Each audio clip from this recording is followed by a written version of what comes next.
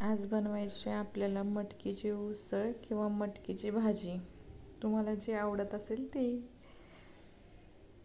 तर मी एका कढईत तेल घालून घेतलंय आणि त्यात टाकलाय चिरलेला कांदा. कांदा चांगला फ्राय करून घ्यायचा आहे तांबूस होईपर्यंत.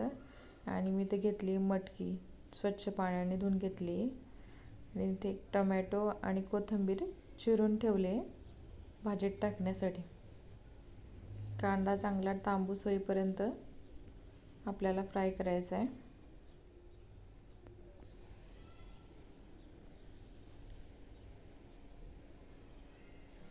त्यात घालायचं आहे आपल्याला जिरे, थोडीशी मोहरी, थोडीशी धने पावडर, गरजेनुसार हळद. हा घातला आहे मी स्पेशल कोल्हापुरी मसाला. भाजी खूपच छान लागते त्याने. त्यानंतर घातला आहे कांदा लसूण मसाला आणि लाल तिखट. मसाला चांगला तडतडू द्यायचा आहे. नंतर त्यात घालायची आपल्याला कोथिंबीर.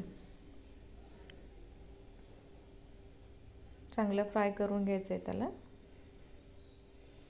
मग त्यात घालायचं आहे आपल्याला टोमॅटो. तुम्हाला जास्त आवडत असेल तर तुम्ही जास्त घालू शकता.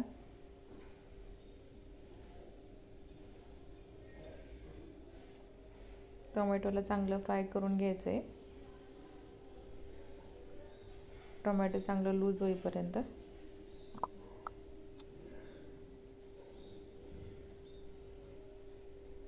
मग घालायचं आहे आपल्याला त्यात मीठ चवीनुसार आणि आपल्या त्यामध्ये चांगलं फ्राय करून घ्यायचं आहे तेल सुटेपर्यंत.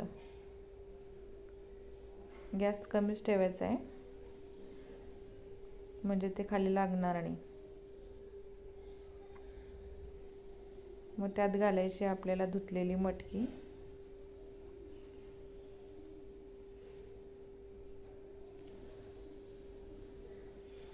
मटकी पण छान फ्राय करून घ्यायची त्याच्यामध्ये एकजीव होईपर्यंत.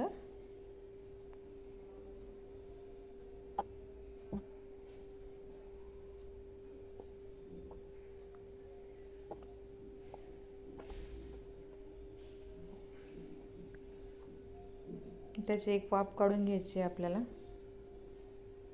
कमी गॅसवर. एक वाफ काढून झाली, चांगलं तेल सुटलं भाजीला की आपल्याला त्यात घालायचं आहे थोडंसं पाणी गरजेनुसार. थोडंच घालायचे, जास्त नाही घालायचं आहे, मटकी खाली लागू नये म्हणून. जास्त घातलं तर भाजीची चव बिघडते. थोडंच घातलं तुम्ही बघू शकता. आणि आपले थोड्या वेळ त्याला शिजवून घ्यायचं आहे.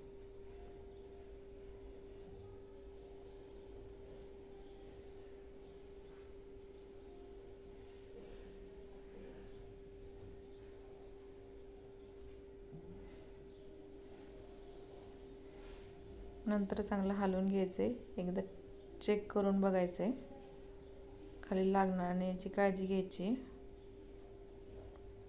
परत एक वाफ काढायची आपल्याला 5 मिनटं.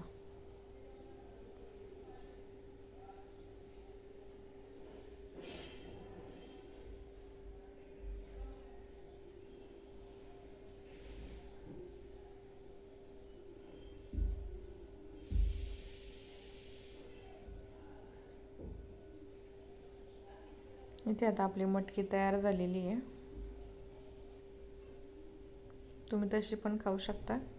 कोणाला तशी आवडत असेल तर तशी खाऊ शकता. कोणी चपाती भाकरी कशासोबतही खाऊ शकता. आमची ते मटकी फार आवडते. माझ्या मुलीला तर खूपच आवडते.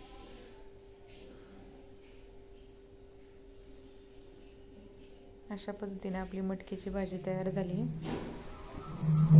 तुम्हाला आवडते की नक्की ट्राय करून बघा. कशी दिसते मटकीची भाजी, मटकीची उसळ. Thank you. Please like, share and subscribe.